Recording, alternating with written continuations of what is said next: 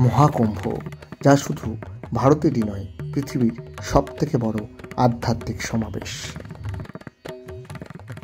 13ই জানুয়ারি থেকে 26শে ফেব্রুয়ারি 2025 পর্যন্ত চলবে এই মহাকুম্ভ মেলা। ভারতের বিভিন্ন প্রান্ত থেকে কোটি কোটি মানুষ এই সময়কালের মধ্যে একত্রিত হবেন গঙ্গা, যমুনা ও সরস্বতীর সঙ্গমে তীর্থভূমি প্রয়াগরাজে। কেউ যাবেন পুণ্যস্নানের উদ্দেশ্যে, কেউ আবার যাবেন শুধু এই মহামানবের মহামিলনের মিলনক্ষেত্র দর্শনের উদ্দেশ্যে।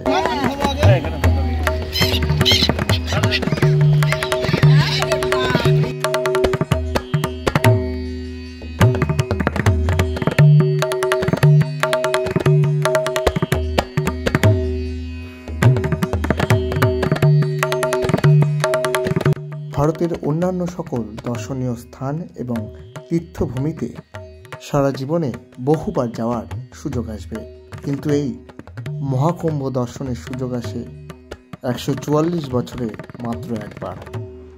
তাই এই জীবনে একবার সুযোগ পেয়ে আমরাও সামিল হয়েছিলাম এই মহামিলন ক্ষেত্রে।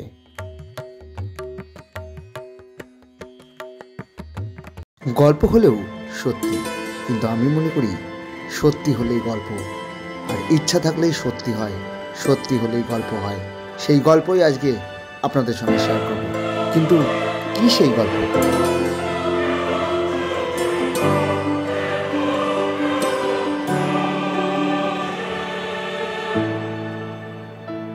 ঈশ্বর আছে কিনা জানি না,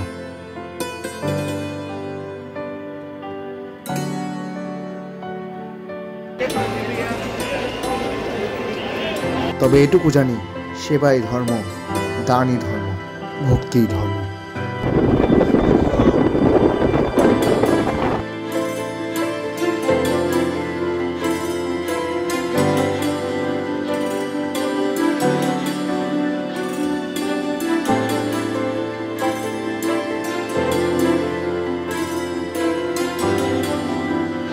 আর সেবা, দান, ভক্তি থেকে ঈশ্বর মুক্তি।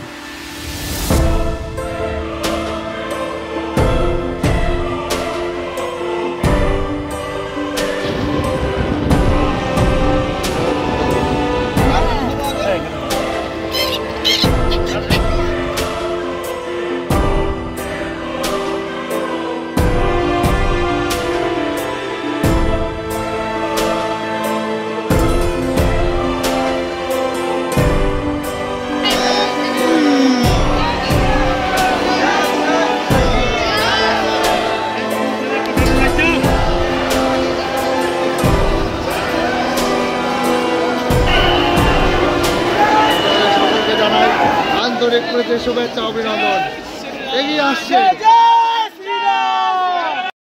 কিন্তু জীবনের কঠিন বাস্তব হলো, আজ আছি কাল নাই, সব শেষে সেই চিতার ছাই। The one and only Manikarnika ঘাট ইন বেনারস। 16ই ফেব্রুয়ারি 2025 এখন দাঁড়িয়ে আছি সারনাথের এটি বেনারসি শাড়ির দোকানে। সেখানে কিন্তু এইভাবে তৈরি হচ্ছে, দেখুন বেনারসি কীভাবে, সেটা কিন্তু দেখাচ্ছি আমি। এখানে মেশিনের দ্বারা দেখতে পাচ্ছেন সুতোর সমস্ত কাজ করা হচ্ছে এবং ধীরে ধীরে দেখতে পাচ্ছেন এখানে বেনারসি তৈরি করা হচ্ছে। এখানে বেশিরভাগই কিন্তু মহামেডান সাইডেরই কাজ বেশি হয় এবং সেই চত্বরেই কিন্তু এই জায়গাগুলো থাকে এবং সেখানেই এই শাড়ির কাজগুলো বেশিরভাগ হয়ে থাকে। আপনারা দরদাম করে দেখবেন এবং কিনবেন। এই তো গেল বারাণসীর ভ্রমণ কাহিনী। এবার আমি টার্গেট নেব তৃতীয় পয়েন্টে, প্রয়াগরাজ ত্রিবেণী সঙ্গমের স্নান। তার জন্য আমরা বারাণসী থেকে 16 তারিখ রাতে, অর্থাৎ 17 তারিখ পড়ে গেছে, 16 তারিখ রাতে ভোরই তখন হয়ে গেছিল, 3-4টে বাজে, তখন আমরা গাড়ি ছেড়ে দিলাম এবং আমরা সোজা চলে গেলাম বিন্ধ্যাচলের উদ্দেশ্যে। এবার বিন্ধ্যাচল কিন্তু একটা ভালো জায়গা। আপনারা যদি প্রয়াগরাজ বারাণসী থেকে যাওয়ার মনোভাব নিয়ে থাকেন তাহলে অবশ্যই আগে বিন্ধ্যাচল এবং সীতাকুণ্ড এই দুটো জায়গা কিন্তু দেখবেন। আমরা সেই কথা মতোই পাশে দেখবেন আমি ম্যাপের দিয়ে দিলাম, আমরা বিন্ধ্যাচল যাচ্ছি। এখন দেখতে পাচ্ছেন এখানে সোজা বিন্ধ্যাচল আর এদিকে প্রয়াগরাজ, এদিকে মির্জাপুর। আমরা বিন্ধ্যাচলের উদ্দেশ্যে যাচ্ছি। এই হচ্ছে ক্রসিংটা। এই ক্রসিং থেকে কিন্তু আমরা সোজা চলে যাবো। এদিকে দেখুন একটা সাইনবোর্ড দেখতে পাচ্ছেন, সোজা কিন্তু বিন্ধ্যাচল মায়ের মন্দির, বা বলতে পারেন বিন্ধ্যবাসিনী মায়ের মন্দির। তো আমরা এবার রাস্তাটা ক্রস করবো। এখানে টোটো পাওয়া যায়, টোটো 10 টাকা প্রতিজনের হিসাবে নেয়।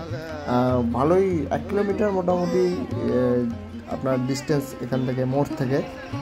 আপনাকে এইখানে দেখতে পারবেন কিছু যাত্রাপথের কিলোমিটার আমি আপনাদের সঙ্গে শেয়ার করছি। আর আমাদের 10 টাকা করে নিয়েছিল, আমরা 7 জন গেছিলাম, 70 টাকা করে। যাওয়া আসা 140 টাকা আমাদের নিয়েছিল টোটো। সেই মতোই কিন্তু আমরা টোটো করে 70 টাকা দিয়ে গেছিলাম।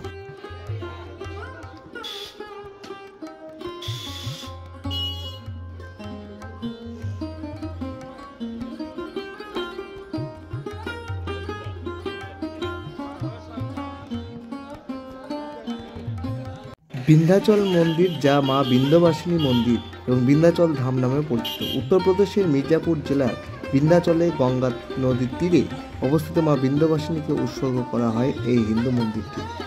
এইটি ভারতের শক্তিপীঠ মন্দিরগুলোর মধ্যে একটি। ধর্মগ্রন্থ অনুসারে বিন্ধ্যাচল শহরকে দেবী দুর্গার আবাসস্থল বলেও বিশ্বাস করা হয়। এই স্থানের কাছে অন্যান্য দেবদেবীর উদ্দেশ্যে নিবেদিত অনেক মন্দিরও পাওয়া যায়। এর মধ্যে কয়েকটি হলো অষ্টভুজী দেবী মন্দির এবং কালী খো মন্দির।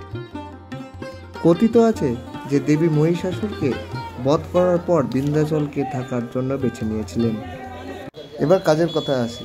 যেহেতু রাতের জার্নি, তাই আপনাদের সকলেরই সকালের কাজ করতে হবে। তো এই মন্দিরে কিন্তু শৌচালয়ের ব্যবস্থা আছে, আপনারা সহজেই আপনাদের সকালের কাজ করে নিতে পারবেন। এরপরে আমরা যাব সীতাকুণ্ডে। এইবার চলে এসেছি সীতাকুণ্ড। সীতাকুণ্ড কিন্তু বিন্ধ্যাচল থেকে ওই 180 কিলোমিটার মতো। আপনারা আসতেই পারেন, খুব ভালো জায়গা, আমি রেকমেন্ডে রাখলাম। আমার খুব ভালো লেগেছে সীতাকুণ্ড জায়গাটা। এবং এখানে এসে কিন্তু এরকম বাদর আপনার কলা খেয়ে নিতে পারে, মানে আপনি যা দেবেন আর কি, খাবার দাবার সব কিছু কিন্তু এখানে হাত সাফাই হয়ে যেতে পারে। এবং আপনাদের চশমা এবং যাবতীয় শৌখিন জিনিস, কিছু ক্ষুদ্রাতি ক্ষুদ্র জিনিস কিন্তু সাবধানে রাখবেন। যাই হোক, সীতাকুণ্ডর এই যে সিঁড়ি, এই সিঁড়ি ভেঙে আমরা উপরে উঠছি ধীরে ধীরে।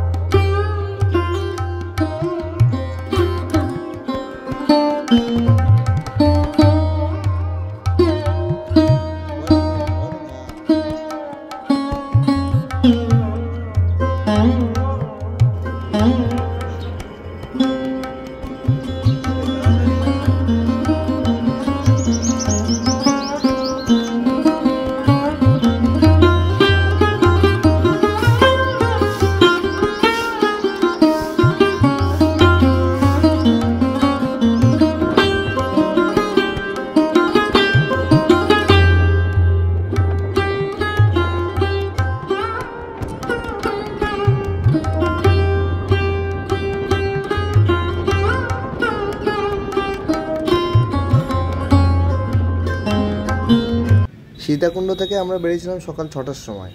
আর এই মুহূর্তে আমরা একটা তরুণদ্বারের সামনে আছি, প্রয়াগরাজে ঢোকার আগে। সেই তরুণদ্বারের আগে কিন্তু আমরা পৌঁছে গেছি জ্যাম ঠ্যাম কাটিয়ে। এখন প্রায় ঘড়িতে বাজে 12টার কাছাকাছি।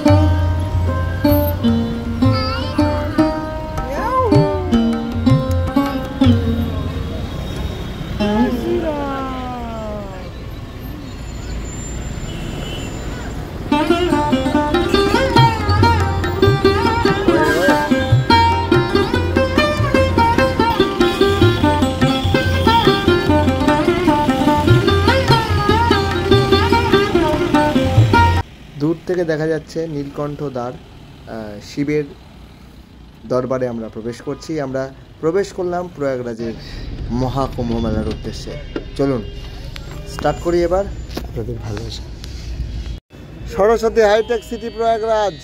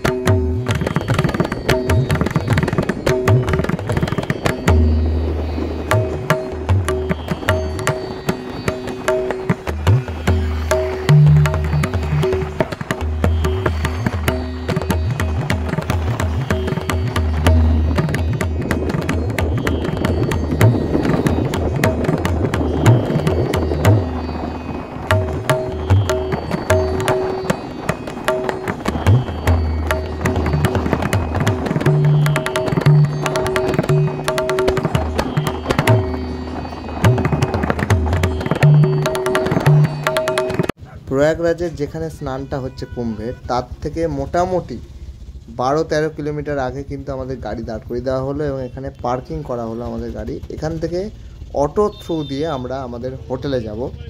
হোটেলটাও মোটামুটি আমাদের মহাকুম্ভর যে স্নান সেখান থেকেও 12 কিলোমিটার, মোটামুটি ধরেন ওই 14-15 কিলোমিটার পিছনে আমরা ছিলাম কুম্ভ স্নানের।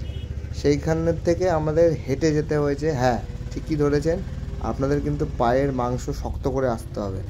আপনারা যদি ভাবছেন যে টোটো করে অটো করে চলে যাবেন তাহলে কিন্তু হবে না। দুর্ভাগ্যবশত আমরা যে হোটেলে উঠেছিলাম, আমাদের হোটেলটার নাম ছিল অমৃত ভিলা। একদমই প্রত্যন্ত মানে বাজে জায়গায় এই হোটেলটা। কোনো রকম কোনো মানে সহযোগিতা আমরা পাইনি, কোনো দোকানপাট কিছুই নেই। হোটেলটার আমরা যে রুমটা পেয়েছিলাম সেই রুমটা হচ্ছে কেমন আমি বলছি, মানে আমাদের ডরমেটরি টাইপ একরকম রুম ছিল। মানে একটা রুমের মধ্যে সবাই মোটামুটি থাকতে পারবে 14-15 জন মতো। এটা তো ভালো রুম দেখালাম, ভালো রুমটা আমরা জোরজবস্তি করে নিয়েছিলাম মানে বাইরেই। এবার আমি একটু আমাদের ডরমেটরিটা আপনাদের সঙ্গে শেয়ার করব। ডরমেটরির যে অবস্থা মানে খুবই বাজে। এই যে দেখতেই পাচ্ছেন, সে মনে হচ্ছে না শক্তিনগর হসপিটালে বসে আছেন বা শক্তিনগর হসপিটালের বেড, শুধু স্যালাইনের অভাব। মানে আমাদের অবস্থা খুবই খারাপ হয়ে গেছিলো। হোটেলটা আমাদের নিয়েছিল 5,000 টাকা। এই যে আমরা ছিলাম হচ্ছে এই সোমেশ্বরনাথ মন্দিরের যে গলিটা, এই গলির মধ্যে এই হোটেলটা ছিল। আমি এখানে একটা কথাই রেকমেন্ড করব সকলকে, সকলে যদি আপনারা কুম্ভ স্নানে আসেন তাহলে একটু ভোর ভোর আসার চেষ্টা করবেন। যত ভোরে কুম্ভ স্নান করা যায় আর কি। 5টা থেকে নৌকা খুলে যায় বিকেল 5টা অবধি। এখানে এসে কিন্তু আপনারা থাকি ইয়েতে যাবেন না যে থাকতেই হবে এমন কিছু নয়। আপনারা এখানে স্নান করুন এবং এখান থেকে বেরিয়ে যান। থাকার কোনো সিন নেই, থাকতে আপনারা পারবেন না, কারণ এখন যা পরিস্থিতি, সামনে 26 তারিখ আসছে, আরও বাজে পরিস্থিতি হবে। তো আপনারা যতটা পারবেন এখানে না থেকে স্নান করে ডাইরেক্ট চলে যান অযোধ্যা। এখানে আর একটা কথা বলে রাখি, তখন খুব একটা ভিড় ছিল না। মানে আমরা 17 তারিখ, এখন যে টাইমটা আপনাদের বলবো, 17 তারিখ বিকেল 4টে নাগাদ আমরা গেছিলাম চানের উদ্দেশ্যে। মানে আমরা এতটাই পাগল বা এতটাই মানে বোকা যে আমরা হোটেলে পৌঁছেছিলাম 2টোর সময় এবং 4টের সময় চানের উদ্দেশ্যে গেছিলাম। তারপরে বাকিটা আমি এখানে বলছি। এখানে আপনারা দড়িটা কন্ট্রোল করবেন, মানে একটা দড়ির মধ্যে সবাই চলে আসবেন, সেই দড়িটাকে 4-5 জন কন্ট্রোল করে যেন নিয়ে যান, কারণ ভিড় যত দিন যাবে তত বাড়বে। তার কারণে কিন্তু আপনারা ভিড়ের সম্মুখীন হতে পারেন। তো এবার বলে রাখি, আমরা যেহেতু 4টে নাগাদ গেছি, স্বাভাবিক আমরা ফার্স্টে আড়িয়াল ঘাটে যাইনি। আবারও বলছি, আমরা আড়িয়াল ঘাটে যাইনি। আমরা সবার মতো যেরকম সবাই চান করেছে সেই রকমই আমরা অন্য একটা ঘাট দিয়ে ঢুকে গেছিলাম। তো সেখানে প্রথমে পুলিশ কর্তাদের আমরা বললাম যে কোথায় সঙ্গমটা, তারা কিছুই বললো না, বললো সঙ্গম এখন বন্ধ আছে, সঙ্গমে আপনারা চান করতে পারবেন না, আপনারা গঙ্গায় চান করে নিন বা যমুনায় চান করে নিন। তাই বললাম নৌকা পরিষেবা খোলা নেই, বলছে নৌকা পরিষেবা বন্ধ আছে, এখন হবে না। তো এইরকম অনেক অসহযোগিতা আমরা পেয়েছি। যাই হোক, আমরা যেহেতু সঙ্গমে চান করবো ভেবেছিলাম, তাই সঙ্গমে কিন্তু আমরা স্নান করতে পারিনি। এখানে কিন্তু এরকম অনেক অস্থায়ী শৌচালয়ের ব্যবস্থা করা হয়েছে এবং এখন মোটামুটি ভিতরে আমি প্রবেশ করিনি, বাইরে মূত্র বিসর্জনের জন্য কিন্তু জায়গা করা হয়েছে 2-4টে। এখানে এরকমভাবে বেশ ভালোই পরিষেবা আছে, কিন্তু ফাঁকা, মোটমাট ফাঁকাই আছে। এবার সিরিয়াস কথা, আপনারা যদি কুম্ভতেই চান করতে চান, সঙ্গমে চান করতে চান যদি আপনারা, তাহলে আপনারা সোমেশ্বর মন্দিরের কাছ থেকে কিন্তু র্যাপিডো পেয়ে যাবেন। মানে বাইকে করে সোজা আড়িয়ালঘাট যাবেন, বলবেন আড়িয়ালঘাটে নামাতে। আড়িয়ালঘাট থেকে একটা ফোর্ট দেখতে পাবেন দূরে, ফোর্টের সামনে কিন্তু নৌকা থাকবে, সেই নৌকার সাথেই কিন্তু আপনারা চলে যেতে পারবেন সঙ্গমে। সেখানে হয়তো আপনাকে ওই 700 থেকে 5000-এর মধ্যে কিন্তু বার্গেনিং করতে হবে। আমরা 900 টাকায় গেছিলাম। তো এই সব জায়গায় ফালতু ঘুরে টাইম নষ্ট করবেন না। আমরা যেটা ভুল কাজ করেছি, আপনাদের সঙ্গে সেই ভুল কাজ যেন না হয়। আমরা 15 জন গেছিলাম, 15 জনের মধ্যে 10 জনই চান করে ফেলেছিল যমুনাতে বা গঙ্গাতে, কিন্তু আমরা 5 জন লাস্টে সেদিন চান না করে পরের দিন সকালে উঠে চান করেছিলাম। এই যে আমরা এতক্ষণ ধরে ঘুরছি, ঘুরে ঘুরে ঘুরে ঘুরে যখন 4:35 বা সামথিং 4:39 বাজে, তখন আমরা সঙ্গমের দর্শন পেলাম। ওই যে দূরে দেখতে পাচ্ছেন সঙ্গম, আমি একটু কাছ থেকেও দেখাবো পরবর্তীকালে। তো সেই সঙ্গমে যেতে যেতে যেতে যেতে আমাদের চোখে কিন্তু এই গেটটা পড়লো। আপনারা কিন্তু এই গেটগুলো মার্কিং করবেন, এবং 41 নম্বর যে মানে জোন, সেই 41 জোন কিন্তু, আর এটাও কিন্তু লক্ষ্য করবেন, এই যে আড়িয়ালঘাটের কিন্তু এই যে মেন জায়গা, এই জায়গাগুলোকে কিন্তু আপনারা লক্ষ্য করবেন। এই জায়গাগুলোর থেকেই কিন্তু আপনারা যেতে পারবেন সঙ্গমের খুব কাছে। আর এখানে কিন্তু এরকমভাবে কিন্তু, এটাকে কি বলে আমি ঠিক জানি না, কমেন্টে লিখে জানাবেন প্লিজ, এটা উঠছিল। আর এইখানে যখন প্রায় 5টার কাছাকাছি বাজে, মানে 4:49 কি 50 বাজে, আমরা তখন সবে ঢুকলাম সঙ্গমের ঘাটে, মানে আড়িয়াল ঘাটে আমরা তখন ঢুকলাম সবে। তো তখন আমরা মানে পাগলের মতো নৌকা খোঁজার চেষ্টা করছি, কিন্তু এত ভিড়, কারণ সবাই তখন শেষ, তখন লাস্ট 15-20 মিনিট, তখন সবাই চায় যে তারা সঙ্গমে চান করবে, তারা কুম্ভেতে এসছে, তারা চান করার জন্য এসছে, কিন্তু আমরা বদ্ধপরিকর ছিলাম যে আমরা সঙ্গমেই চান করব। তাই আমাদের 15 জনের মধ্যে তখন অলরেডি 10 জন চলে গেছিলো এমনি চান করতে, অর্থাৎ এমনি ঘাটে। কিন্তু এই যে আমি দেখাচ্ছি আপনাদের সঙ্গম ঘাট, দেখতে পাচ্ছেন তো, সঙ্গম ঘাটে কিন্তু আমরা পৌঁছে গেছি। এই যে ফোর্টের যে দরজা, এই দরজার সামনে পৌঁছে গিয়েও আমরা নৌকা তখন পাইনি, কারণ 5টা বেজে গেছিলো। অগত্যা আগের দিন আমরা স্নান করতে পারিনি, আমাদের 10 জন স্নান করে ফেলেছিল যমুনাতে। আমরা সঙ্গমে যত চান করব ভেবেছিলাম, বদ্ধপরিকর ছিলাম, তাই আমরা পরের দিন অর্থাৎ 18ই ফেব্রুয়ারি 2025, এখন বাজে 4:45, আমরা বেরিয়ে গেছি। এবং বেরিয়ে কিন্তু সোমেশ্বর মন্দির থেকে কিন্তু আমরা র্যাপিডো পেয়ে গেছিলাম, বলা ভালো বাইক পেয়ে গেছিলাম। সে আমাদের 50 টাকা করে নিয়েছিল।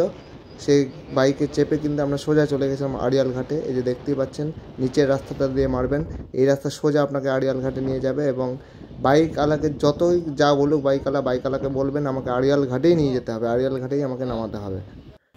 এবার আমরা আড়িয়াল ঘাটে এই যে নেমে পড়লাম। আড়িয়াল ঘাটে নামার পর কিন্তু আমরা একটু হাঁটবো, কারণ লোকেরও ভিড় তখন চরম, কারণ সবাই চায় প্রথম স্নানটা করতে, এবং কারণ তখন 5টা অলরেডি বাজে। আমরা একটু জ্যামে পড়েছিলাম, তারপরে আমরা ধীরে ধীরে আড়িয়াল ঘাটের উদ্দেশ্যে রওনা দিলাম।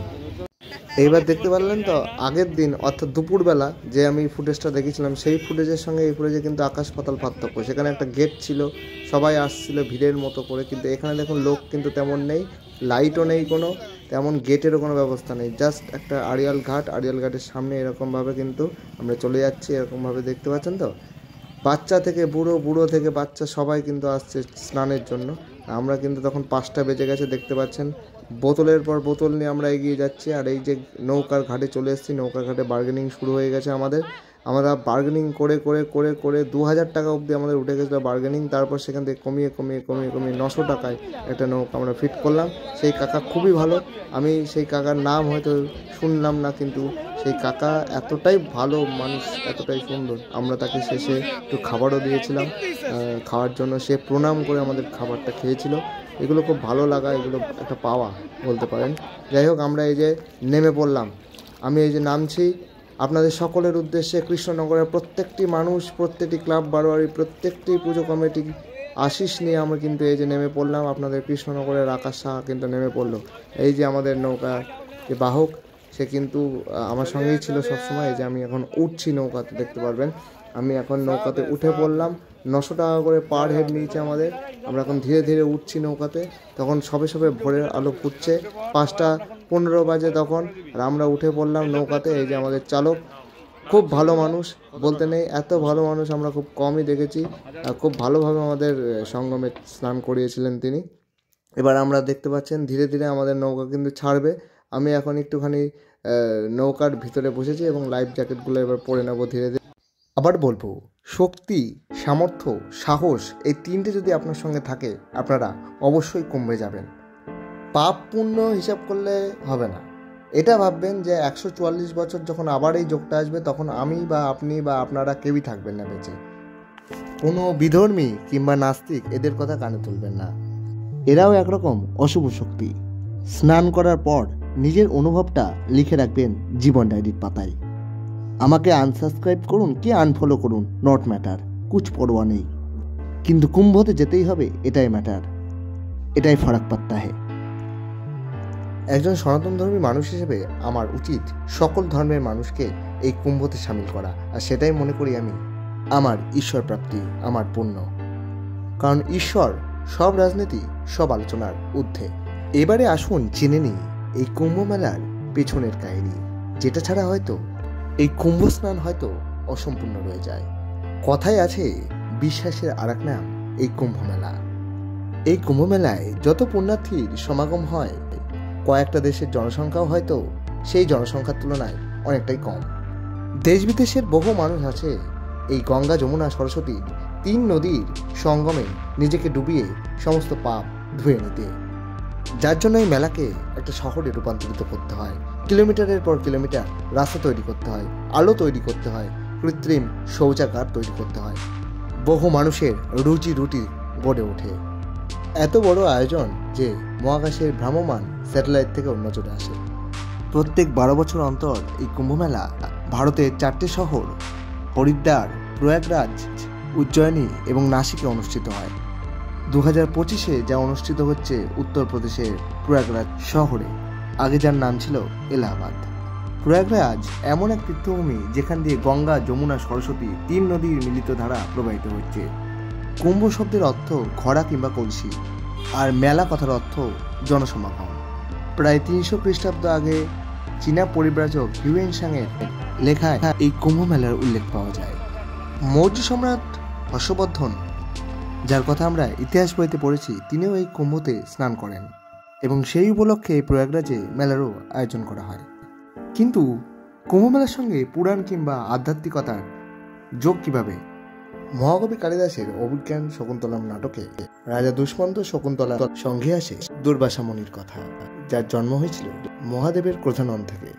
সেই কারণে দুর্বাসা মুনির অভিশাপ দেবার কথা বিভিন্ন গল্পে শোনা যায়। একবার দুর্বাসা মুনি দেবরাজ ইন্দ্রকে ফুলের মালা উপহার দিলেন। দেবরাজ ইন্দ্র নেহাতি সেই মালা তার হাতির গলায় পরিয়ে দিতে সেই হাতি সেই মালা পদপিষ্ট করল। এই ঘটনায় ক্রোধিত দুর্বাসা মুনি দেবতাদের অভিশাপ দিলেন যে তাদের শক্তিও কমে আসবে, আর সেই অভিশাপ ফলে যাওয়ার কারণে দেবতারাও ধীরে ধীরে ক্ষমতাহীন হতে শুরু করলেন। উল্টো দিকে অসুররা এই সুযোগে শুরু করে দিল দেবতাদের উপর অত্যাচার, মানে শুভ শক্তির পরাজয় আর অশুভ শক্তির জয়। যেমনটা আমাদের সঙ্গে এখনো হয়, আর তখনই আমরা বিভিন্ন দেবদেবতার শরণাপন্ন হই। ঠিক তেমনই দেবতারাও বিষ্ণুর কাছে শরণাপন্ন হলেন।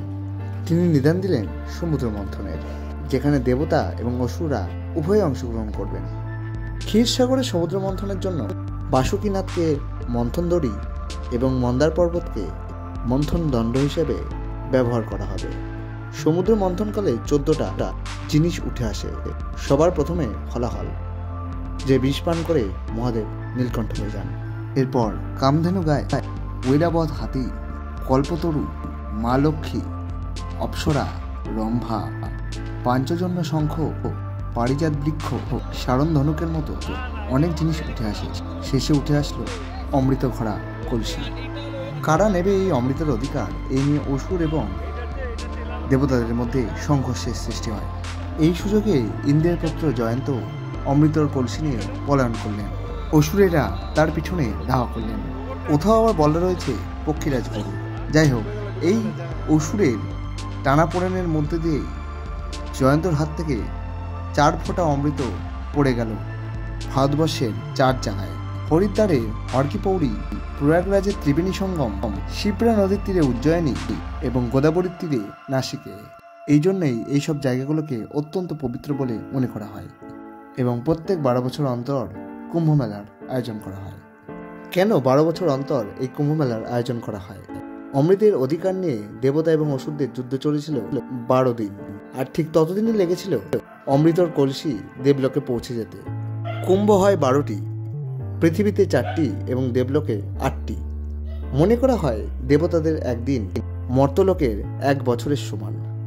এই জন্য কুম্ভ মেলাও 12 বছর অন্তর উদযাপন করা হয়। কুম্ভ মেলা 4 রকম: অর্ধকুম্ভ, কুম্ভ, পূর্ণকুম্ভ এবং মহাকুম্ভ। অর্ধকুম্ভ মেলা হয় প্রতি 6 বছর অন্তর, যা কেবল হরিদ্বার এবং প্রয়াগরাজে অনুষ্ঠিত হয়। 12 বছর পর যে পূর্ণকুম্ভ মেলার আয়োজন করা হয় তা এবছর 2025 সালে প্রয়াগরাজে হচ্ছে। আগে 2013 সালে হয়েছিল, এবার 2025 সালে। এভাবেই 12 বছরের ব্যবধানে অর্থাৎ 12 গুণিত 12 144 বছরের মহাকুম্ভ, অর্থাৎ 144 বছর পর অনুষ্ঠিত কুম্ভ মেলাকেই বলা হয় মহাকুম্ভ, যা 2025 সালে আয়োজিত হওয়ার পর আবারও 144 বছর পর অর্থাৎ 2169 সালে। আর প্রয়াগরাজ যেহেতু 3 নদীর সঙ্গম, তাই বাকি জায়গাগুলোর থেকে প্রয়াগরাজের চাঁদকে বেশি গুরুত্ব দেওয়া হয়। সূর্য এবং চন্দ্র যখন মকর রাশিতে এবং বৃহস্পতি যখন বৃষ রাশিতে অবস্থিত হয়, তখনই কুম্ভ মেলা এই প্রয়াগরাজে অনুষ্ঠিত হয়। কুম্ভ স্নানকে কেন শাহী স্নান বলা হয়? এই স্নান শুরু করেন বিভিন্ন সম্প্রদায়ের সাধু এবং 13টি আখাড়ার নাগা সাধু ও সিদ্ধিপ্রাপ্ত সাধুরা। তারা নদীতে স্নান করে এই মেলার সূচনা করেন। তারপরে ভক্তকুল বা সাধারণ মানুষ স্নানের সুযোগ লাভ করেন। কুম্ভ মেলার অর্থনৈতিক দিক সম্পর্কে আমি বলতে চাই, অনেক মানুষের রুজি রুটি, প্রত্যেকটা মানুষের এখানে প্রত্যেকটা রুজি রুটির অংশ হয়ে রয়েছে এই মেলা। শেষে একটা কথাই বলবো, এই সব কিছুর মধ্যে পরিবেশ, নদী, জলজ প্রাণী, প্রাকৃতিক ভারসাম্যটুকু যেন অটুট থাকে এই কোটি কোটি মানুষের সমাগমে, কারণ ঈশ্বর নিজেও বাস করেন এই প্রকৃতির মাঝে। বহু বিপত্তি, বহু শারীরিক প্রতিকূলতাকে হার মানিয়েও আমি কৃষ্ণনগর থেকে আপনাদের ভালোবাসা আশীর্বাদকে সাথে নিয়ে, আপনাদের আশিসকে সাথে নিয়ে আজকে কিন্তু এই প্রয়াগে। ওরা চলে আসছে মানে এখন আকাশ আর বাবু আমাদের নৌকাটা কি দেওয়া কানেবে না, নিয়ে যাবো।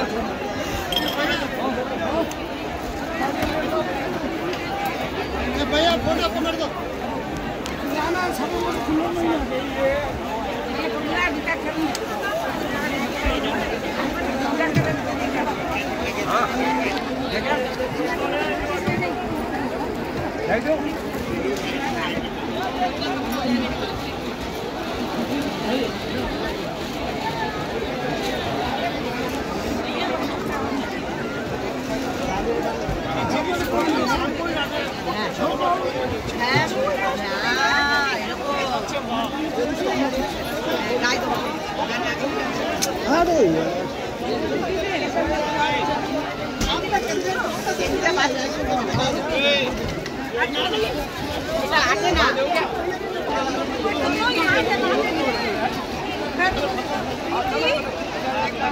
देखो यहाँ इधर आ जाओ ना, इधर ये बोट में बैठ के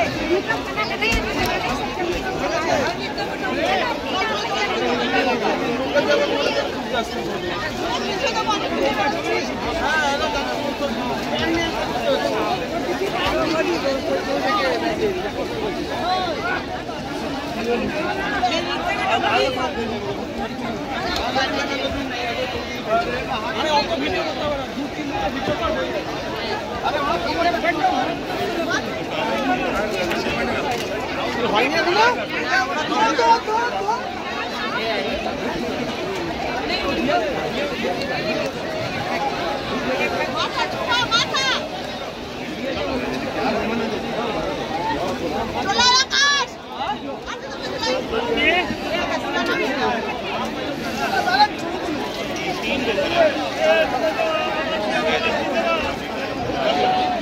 प्रकाश कपड़ा बदल तो दिखा जा पीछे पीछे पीछे एक आपको भी ना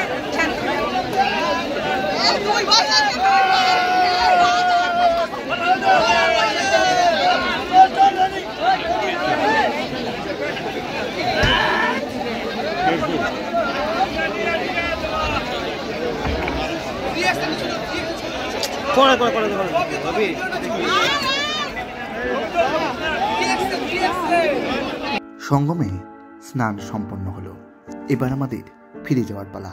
তবে একটা কথা মনে করি, শেষ ভালো তার, সব ভালো তার। আমরা ওয়েট করেছিলাম, পারিনি হয়তো আগের দিন স্নান করতে, কিন্তু আজ যেন সমস্ত ধকল শরীর থেকে নেমে গেল। এখানে একটা কথাই বলবো, এই জায়গাটা আপনারা মার্ক করে রাখুন, এই জায়গাটা মার্ক করে রাখুন। এই জায়গা থেকে কিন্তু আপনারা ডাইরেক্ট আপনারা চলে আসবেন নৌকার ঘাটে। নৌকার ঘাট থেকে কিন্তু আপনারা নৌকা নিয়ে ডাইরেক্ট চলে যাবেন সঙ্গমে, এবং সঙ্গমে স্নান করে বেরিয়ে আসবেন। কে কি বললো কারোর কথায় গায়ে নেবেন না, একদম ডাইরেক্ট সঙ্গমেই স্নান করবেন, সঙ্গমেই আপনাকে স্নান করতে হবে, এটা মাথায় রাখবেন। চলুন, এই যে আমি শেষ করছি আজকের জার্নি।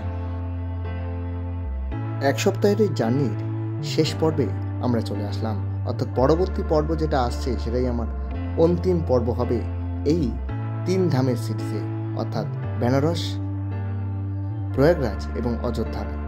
আমি 3 ধাম কেন বললাম? কারণ আমি এই জায়গাগুলোকে ধাম হিসাবেই চিহ্নিত করেছি, এবং এই অযোধ্যা ধামে আমার চাক্ষুষ এই দৃষ্টি, এই দর্শন আজীবন মনে থাকবে আমার। চলো শুরু করা যাক তাহলে। আমার এই জার্নি দিয়েই আমি শেষ করতে চলেছি আমার অন্তিম পর্ব। জয় শ্রীরাম। পরবর্তী ভিডিওতে আপনাদের সঙ্গে দেখা হচ্ছে খুব তাড়াতাড়ি। কৃষ্ণনগরের ছেলে কৃষ্ণনগরে ফিরছে খুব তাড়াতাড়ি। চলুন, গুড বাই।